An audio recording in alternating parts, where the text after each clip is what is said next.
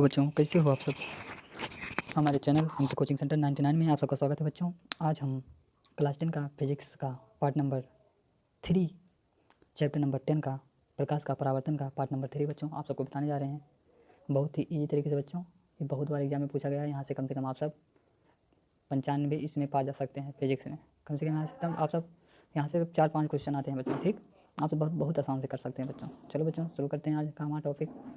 Part number 3 है बच्चों, part number 2, part number 3, part number 2 का पार्ट नंबर 1 का वीडियो का डिस्क्रिप्शन में लिंक है बच्चों, जाके देख लीजिए बच्चों। चलो हम शुरू करते हैं आगे। प्रकाश का अपवर्तन किसे कहते हैं बच्चों? प्रकाश का अपवर्तन, परावर्तन, अपवर्तन क्या है? देखो, जब कोई प्रकाश किरण एक माध्यम से दूसरे माध्यम में प्रवेश करती है तो उस पथ से विचलित हो जाती है। उसी घटना को प्रकाश का परावर्तन, अपवर्तन कहते हैं। ठीक बच्चों, परावर्तन तो आप सब जानते होंगे कैसे होता है। परावर्तन आप सबको हम बताए थे। अपवर्तन क्या कह रहा है? अपवर्तन कैसे होता है? ऐसे जाएगा, ठीक है बच्चों, ये अपने माध्यम से इधर नहीं जाएगा, इधर ही चला जाएगा, तो इसे क्या कहेंगे? अपवर्तन। परावर्तन क्या होता था? इधर से आता था, इधर से चला जाता था। अपवर्तन क्या है? ऐसे चला जाएगा, यहाँ पे लड़ेगा, फिर यहीं पर कोई ऐसे निकल जाएगा, मतलब आएगा नहीं, समाहित हो जाएगा इसमें। ठीक, चलो बच्चों आगे। नोट बहुत ही इंपॉर्टेंट, नोट मतलब समझ जाया करो, ये नोट मतलब समझ जाया करो आप सब, बहुत ही इंपॉर्टेंट है नोट मतलब। ठीक बच्चों, देखो क्या है। यदि प्रकाश किरण विरल माध्यम से सघन माध्यम में प्रवेश करती है तो वह आपतित किरण के सापेक्ष अभिलंब की ओर मुड़ जाती है। यदि परावर्तन किरण सघन माध्यम से विरल माध्यम में प्रवेश करती है तो अभिलंब से दूर हट जाती है। ठीक बच्चों, समझ गए? आगे बच्चों क्या है? कांच के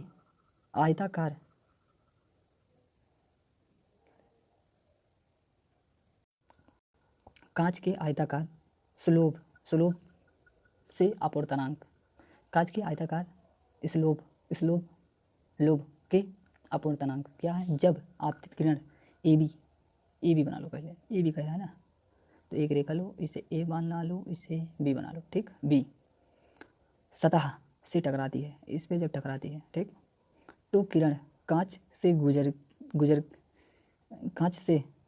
के गुटके में प्रवेश करते समय अभिलंब की ओर झुक जाती है। अभिलंब मतलब जो ये लग रहा है इसी की ओर झुक जाती है। ठीक बच्चों, झुक जाती है, तब अपवर्तन पृष्ठ AC DC हो जाता है, DC ठीक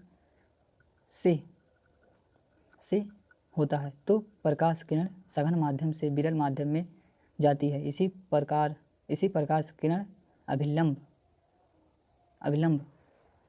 दूर हट जाता है। ठीक बच्चों, आगे बच्चों अपवर्तन के नियम बच्चों बहुत ही इंपॉर्टेंट है, एग्जाम में बहुत बार पूछा जाता है बच्चों। अपवर्तन के नियम बहुत बार एग्जाम में पूछा गया है। अपवर्तन के नियम, ठीक बच्चों, क्या है? देखो, इसे लिख लो नोट में। देखो क्या है? आपतित किरण, परावर्तित किरण एवं अभिलंब तीनों एक ही तल में होते हैं। देखो बच्चों, एक ऐसे रेखा है, इस पर आपतित किरण, परावर्तित किरण, अभिलंब के बीच तीनों क्या होते हैं? एक ही तल में होते हैं ना बच्चों, एक ही तल पे आके मिल रहे हैं ना, तो इसे क्या कहेंगे? ठीक, इसे क्या कहेंगे? क्या कहते हैं? आपतित किरण, परावर्तित किरण, अभिलंब तीनों एक ही बिंदु पर आके मिलते हैं, एक ही तल में होते हैं। ठीक बच्चों, पहला हेडिंग समझ गए। दूसरा क्या है? आयतन कोण की ज्या साइन आई यू, आपतन कोण की ज्या साइन आर का अनुपात स्थिर होता है।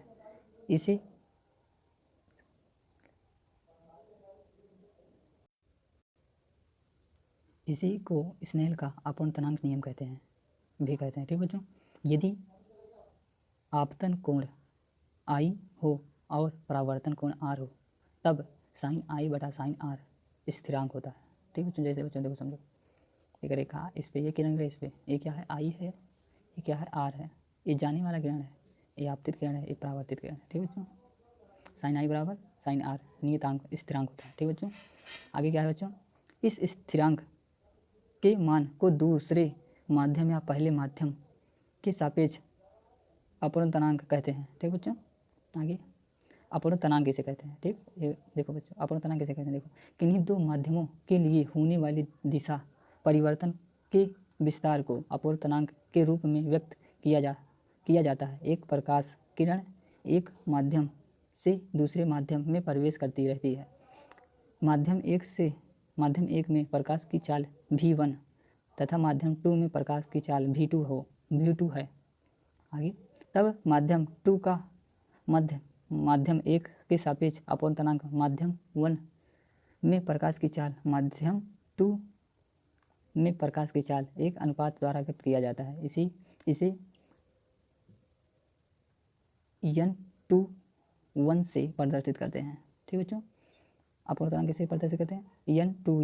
n2 बराबर माध्यम 1 में प्रकाश की चाल माध्यम 2 में प्रकाश की चाल v1 बराबर v1 बटा v2। ठीक बच्चों, आगे क्या है?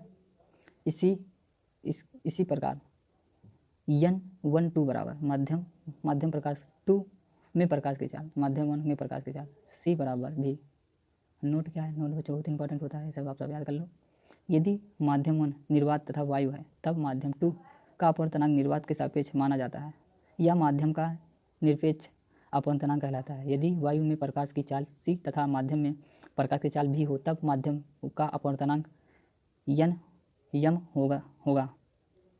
n बराबर वायु में प्रकाश की चाल माध्यम में प्रकाश की चाल c बराबर v, c बटा v। ठीक बच्चों, आगे उदाहरण के लिए, जब जल का अपवर्तनांक 1.33 है, इसका अर्थ है कि वायु में प्रकाश का वेग तथा जल में प्रकाश का वेग का अनुपात 1.33 है। ठीक बच्चों, जय हिंद बच्चों। वीडियो अच्छा लगा चैनल को सब्सक्राइब कर दो, साथ में बेल आइकन को दबाना मत भूलना बच्चों। वंदे मातरम। जय हिंद बच्चों, मिलते हैं चौथे पार्ट में, तब तक के लिए जय हिंद, वंदे मातरम बच्चों।